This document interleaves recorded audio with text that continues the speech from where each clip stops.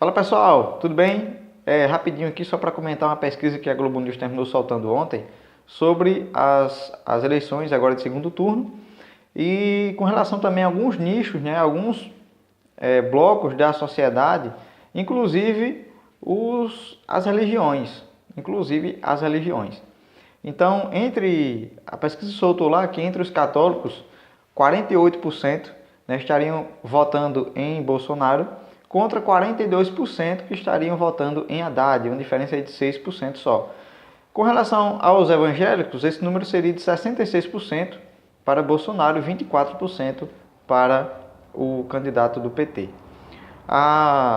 O que me estranhou foi o número alto, né, de católicos que ainda votam em Haddad.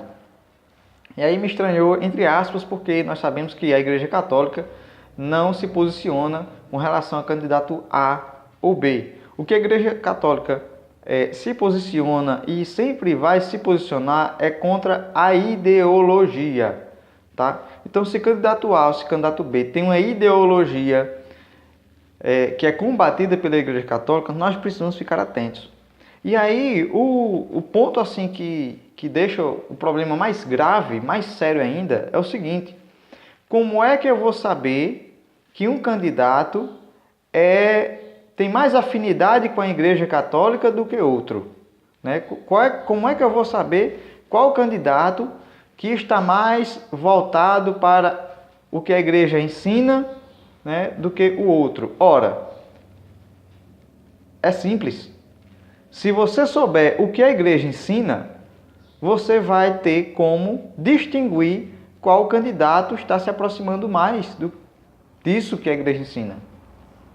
Tá? Então, se você não sabe o que a Igreja ensina, se você se diz católico, veste camisa de movimento, senta lá na missa, entra na fila da comunhão, mas não sabe o que a Igreja ensina, vai ficar muito difícil você distinguir qual candidato vai se aproximar daquele modelo ideal de governo que a Igreja ensina, que a Igreja preza, que a Igreja anseia, né, que exista. Então, Paulo, como é que a gente vai saber o que a Igreja ensina? Ora, para isso, Papa João Paulo II, junto com o Cardeal Ratzinger, né, vulgo Papa Bento XVI, deixaram para nós o Catecismo da Igreja Católica. Aqui está tudo, né? Tudo que o católico precisa saber para definir quem vai ser o seu governante, né? Quem vai ser o seu governante. Então, como a Igreja certamente, né, muito apropriadamente, não defende candidato A ou B, né? Ela defende a sua doutrina, né, o seu magistério que está aqui, né, com base nas Escrituras, com base na tradição dos apóstolos. Está tudo resumido aqui. O que é que basta para o cristão católico? É conhecer isso aqui. Se ele conhece isso aqui, ele facilmente vai distinguir qual é o candidato correto a seguir.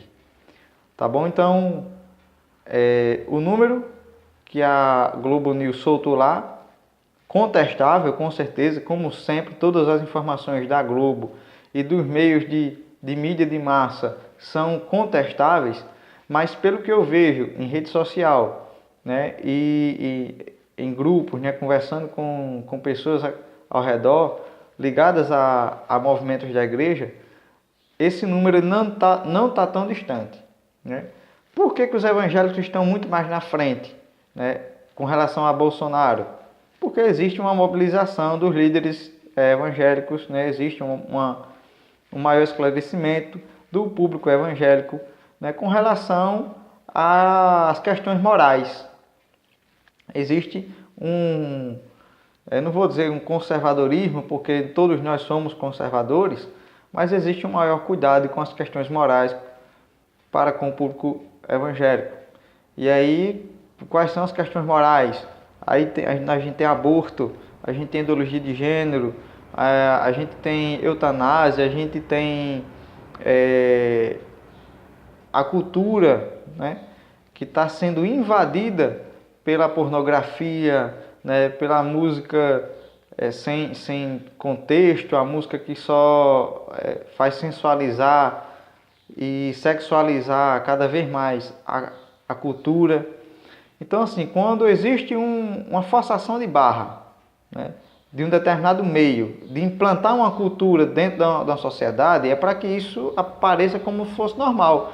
Você vê uma novela, por exemplo, lá da Globo, você vê aquele monte de jovem lá que não tem pai, que não trabalha, que vive lá fazendo sexo, usando droga, não estuda. Quer dizer, o jovem vê aquilo ali e diz, sabe, tá bom, eu estou nessa turma aí, eu estou no caminho certo, porque isso é o ideal de sociedade, mas não é, né? Então, quando a mídia começa a estampar um ideal de sociedade totalmente o contrário do que a sociedade deve ser, a gente precisa ficar atento. É uma infiltração que está acontecendo. Infiltração nos meios sociais, nos meios de comunicação, infiltração na cultura, através de exposição, de museu, de show, disso, daquilo, outro, né? Infiltração na educação, essa é a pior, né? O comunismo matou milhões de pessoas na União Soviética. Isso não aparece nos livros de história, isso não aparece, né, no programa de educação do MEC,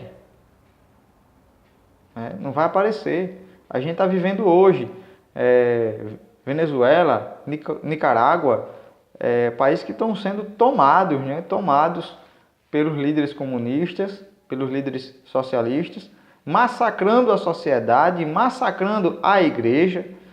O Papa Francisco está fazendo um esforço enorme com o pessoal lá da China, com o Partido Comunista Chinês, para que haja uma flexibilidade, né, da igreja dentro do país, que é altamente controlador, né? O país é altamente controlador da igreja.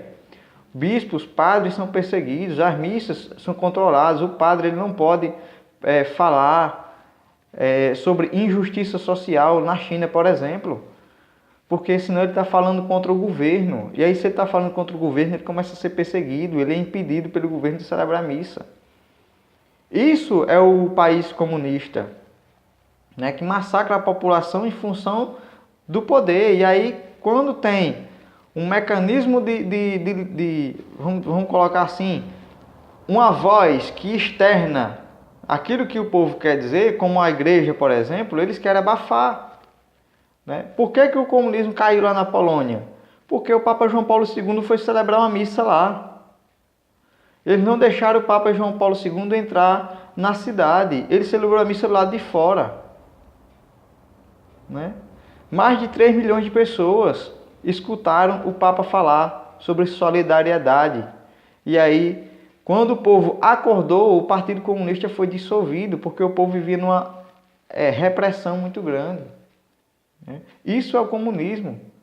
Vai olhar a história das aparições de Nossa Senhora de Fátima, né?